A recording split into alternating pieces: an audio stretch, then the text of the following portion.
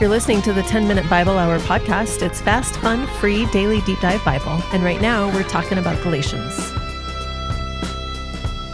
My kids are not fighting at all. They just won't do it. And I think you're supposed to fight with your siblings like a lot because maybe it teaches you life lessons or something. I don't know this for sure. I've watched a lot of sitcoms and family movies, and in it, all the kids seem to fight a lot. And somehow in the end, maybe it was good for them. Is it weird? Like maybe I should pit them against each other with a bunch of contrived situations to get them to bicker more, move them toward pitched physical combat, like to develop character or something. But I just can't get them to do it. They like each other a lot, and they like hanging out, and they're always nice to each other and helping each other. It's not like it was with me and my siblings at all. We fought all the time, put hair on my chest. It was good for me. And it toughened us all up a whole bunch. Or at least that's what I tell myself. Deep down, I guess I probably actually have regrets about fighting with my siblings and arguing with them a lot. It did turn out great, and we all loved each other a bunch. My brother passed away. That didn't have anything to do with us fighting. It was a car accident. I think I wasn't there. It wasn't any, we're all very sad. We miss him a lot. He was awesome. But when we were all together and kidhood was all done, there were a lot of high fives all around. I think we all felt like that was a pretty good thing. But it was hard earned. Mom and Dad had to work with us a lot. And they had different principles that they would give each of us to help us not be so mean to each other and cut each other a little slack, give each other some grace, be a little bit forgiving. But we had pretty serious rivalries. I had a rivalry with my sister sometimes. And I remember my dad, when he would sit me down, I would always try to be very clever and weaselly, and I'd have all these clever phrases, and I'd spin up these narratives that, technically were generally true. I don't think I lied or anything, but the narratives were very framed, like the way a catcher frames a pitch to make it look like a strike, even though it was kind of on the edge. I was pretty good at that as a kid, and Dad got sick of it, and he would cut through that by saying, Matt, I don't care about how your whole story works. I don't care about your characters and your narrative, and she said this and you did this. I want to talk about what you did. Simple question, son. Was that loving toward your sister? Well, but she hung up the phone, and I was talking with my friend because she wanted to be on the phone, and you'd already told her that Matthew was what you did loving to your sister. I need a yes or a no. No, Dad, it was not loving to my sister. Okay, that's what I care about. You got to get that right. You got to get that straightened out. You're not being loving to your sister, and you think that your narratives and your stories and all of these elaborate frictions that you feel, and somebody did this and somebody did that, you think that somehow it trumps you simply doing the simple thing that you know is right, which is love your sister. And you didn't do that again, and I need you to do it. And Dad eventually got through to me, and I love my sister very much. I think she's just absolutely the best. I think so highly of her. But I was selfish as a kid at times, and I needed my dad to pound that idea into my head. Forget your stupid narratives. What is the actual point here? Love my sister. Likewise, Paul's doing the same thing with the Galatians here in Galatians chapter 5. There's been a lot of narratives spun up, a lot of so-and-so said this. Well, these guys from Jerusalem said that. Well, there was another traveling apostle who came through, and his opinion was kind of this, and we got a letter from somebody else that said that.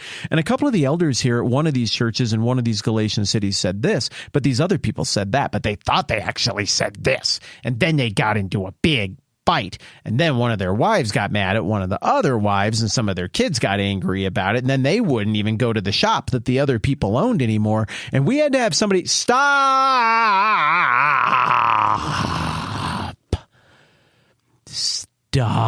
with your stupid drama story for 2 seconds.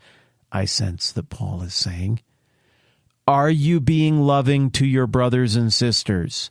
Yeah, but that you should. They said, but the thing that happened, okay, you didn't, but they called on Tuesday, but they said they called on Monday, but it was actually Tuesday. So they couldn't. Guys, are you being loving to your brothers and sisters in Christ? Yes or no? No. Okay. Above all else, I'm going to need you to love one another deeply. You have to imitate Christ's love for the church, and you have to give that away to each other. Or to put it more precisely, you, my brothers, were called to be free, but don't use your freedom to indulge the sinful nature. Rather, serve one another in love. The entire law is summed up in a single command: love your neighbor as yourself. Do you hear what Paul's saying there in that phrase? The entire law is summed up in a single command: love your neighbor as yourself. That's Galatians 5, what are we on, 14 at this point. I mean, you can just hear him being like, oh my goodness. There's all these debates about the law and the rules and the interpretation and how it ought to be and how much circumcising we need to do. And you're forgetting the most fundamental thing. Paul's like, I'm writing this to a letter in Corinth. I'm dealing with the Corinthians on this as well. Love. That's the greatest of these things. That's the big thing. That's the trademark of the Christian. Love. And you're not doing it. So all of your talk about the law and all of the agitators talk about all of the finer points and details of this and their charts and facts and figures that they've all accumulated and assembled to present to you to wow you with their superior knowledge. Is any of this producing love? The Apostle John would go on to write a book on basically exactly this theme, 1 John. So much of 1 John is a test for orthodoxy and getting it right in the church is, do you love other Christians? Is it loving? I mean, Paul says that if I can speak in mystical languages like the tongues that the apostles spoke with on the day of Pentecost, if I can predict the future and prophesy things, and if I'm the smartest of all and I know all of the mysterious ideas and the super secret conspiracies that nobody else knows, and I have all of the great faith and I can do miraculous things better than anybody else, but I don't have love, even if I'm deeply performatively self-sacrificial for religious-looking things, but I don't have love, I'm a resounding gong or a clanging cymbal. I'm chaos. I'm a farce. I'm a parody of what the whole enterprise of being a Christian is actually supposed to be. There's a ton of paraphrasing going on there, but that is pretty solidly the gist of the first part of 1 Corinthians 13. Paul is always bringing people back. The other apostles are always bringing people back to this idea. Jesus was always bringing people back to this idea. The foundational virtue of the kingdom is love. Why did God go and forgive people? Well, for God so loved the world that he gave his one and only Son. God is love. God loved people so much that he sent his Son to seek and save the lost and to give his life as a ransom for many. This is the foundational concept. If you've received the love of God and you're not giving that away to other people, especially your brothers and sisters in church, it doesn't matter how you got there. It doesn't matter who said the thing or did the thing. You're wrong. You got it wrong.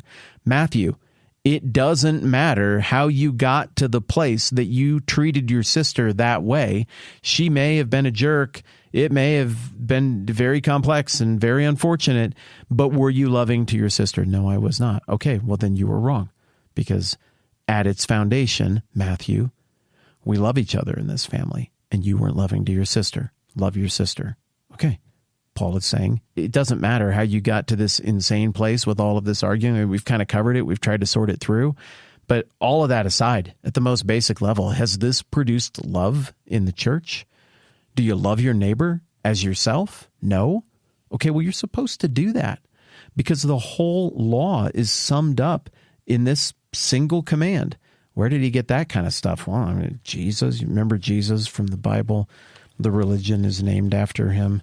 And Mark 12 and Matthew 20, call it 22. Yes, I'm flipping right now. I'm buying time. It is 22. They both tell roughly the same story that you've heard before. I mean, we covered it in the Matthew series, but let's just read it. Matthew 22:34. This is right in the middle of the rapid fire peppering of questions that Jesus was getting after he came into Jerusalem, and they're hitting him with the pay taxes to Caesar stuff. This is where the marriage after the resurrection stuff happens in Luke, and he gets hit with this one. Hearing that Jesus had silenced the Sadducees, the Pharisees got together. Now they're going to send in their heavy hitter to mess with Jesus. One of them, an expert in the law, tested him with this question: Teacher, which is the greatest commandment in the law? Jesus replied, love the Lord your God with all your heart and with all your soul and with all your mind. That's a prayer called the Shema from the book of Deuteronomy. Like that is rich, thick, creamy, center-cut Judaism right there. It's center-cut Christianity for that matter. So he says that, and then he goes on. He says, this is the first and greatest commandment, and the second is like it. Love your neighbor as yourself. All the law and the prophets hang on these two commandments. I guess we don't get the follow-up in Matthew 22, but I'm pretty sure in Mark 12, the guy's like, yeah, that's a really good answer. And he was impressed with Jesus. And now I'm flipping pages again. Dun, dun, dun, dun, dun. The greatest commandment. This is starting in verse 28. Well said, teacher, the man replied. You are right in saying that God is one and there is no other but him. To love him with all your heart, with all your understanding, and with all your strength, and to love your neighbor as yourself is more important than all burnt offerings and sacrifices. When Jesus saw that he'd answered wisely, he said to him, you're not far from the kingdom of God. And from then on, no one dared to ask him any more questions. What a pleasant little moment before this thing goes to a midnight arrest, a kangaroo court, and an execution on the cross. There's this one little moment of agreement right here between the crowd that would produce the circumcision party and Jesus himself, where they're like, we can agree on this. Hear, O Israel, the Lord our God, the Lord is one. Love the Lord your God with all your heart and with all your soul and with all your mind and with all your strength, and love your neighbor as yourself. There's no greater commandment than these. All the law hangs on this. They have agreement on that. Okay, we'll now go back over to Galatians. Who's Paul talking to here? Two parties, right? One are confused but legitimate followers of Christ. They're Christians. The others, kind of hard to say. They might be faking it. Maybe some of the agitators are actually Christians who are just in error at the time. Maybe others are false infiltrators. We can't really tell for sure. But even if they are false Jewish infiltrators that come from the same tradition and school of thought as the Pharisees, what Paul just did was brilliant. He appealed to both parties. Remember, Jesus and the Pharisees agreed on this. Love the Lord your God with all your heart, soul, mind, and strength, and love your neighbor as yourself. There you go. That's it. So when Paul appeals to that and he says, hey, guys, are you loving each other? Because that's the greatest commandment. It's summed up in that. He's citing Jesus, but he's also citing the religious leaders. In other words, he's kind of sat down the entire room, put his hands on their shoulders and looked them in the eye like Dad would do with me, and corrected them. Hey, all things aside, are you being loving? No. Okay, well then something's wrong here and something needs to change, because the entire law is summed up in a single command. Love your neighbor as yourself. This is not just an abstraction from the distant past that we're dipping back into and looking at. This echoes through the ages. You're supposed to hear this and you're supposed to do it and be compelled by it too. I am supposed to as well. It's hard. Some neighbors are very lovable. Some neighbors are very not lovable. Sometimes I suppose I'm probably the not lovable neighbor, but the whole thing works because of the enormous gap between Jesus and his perfection and holiness and humanity and our not perfection and not holiness. So when Jesus, of all people, who loved us, despite the enormous gap between us and him, when he says that this is a big deal, love your neighbor as yourself, man, that carries tremendous weight. It does echo through the ages. It is not something to be left back here on these pages. Like, that is for you and for me. And we very rarely do the thing on this podcast where I'm like, hey, my friends, we should probably think about this one. But I'm going to do the thing today where I say, hey, my friends, we should probably think about this one. That's good for now. I'm Matt. This is the 10-Minute Bible Hour podcast. Let's do this again soon. This podcast exists because many of you kick in to make it happen, even though you don't have to. Learn more at thetmbh.com/support. We're grateful because that supports our family.